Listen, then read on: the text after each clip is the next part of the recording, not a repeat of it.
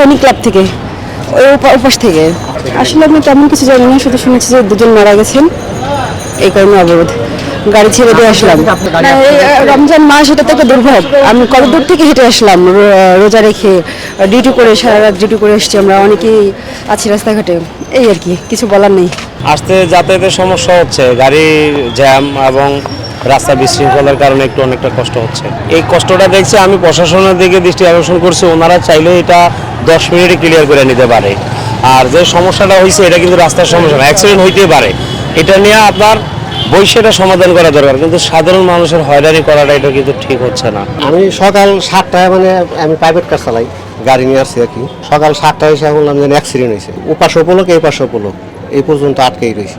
না, কাজ অফিসে আমার ছাড়া নাই, হাইটে বাসায় চলে গেছে। আমি কখন ফিরবো এর কোনো নিশ্চয়তা নেই। হ্যাঁ, ইফতারের সময় হয়ে যাচ্ছে, রোজা আছি, কষ্ট হইতেছে। হ্যাঁ, অ্যাক্সিডেন্ট তো ইচ্ছা করে করে না আসলে। এখানে সকালবেলা গার্মেন্টসের লোকগুলা যায়, অনেক সময় গাড়িগুলো স্পিডে থাকে।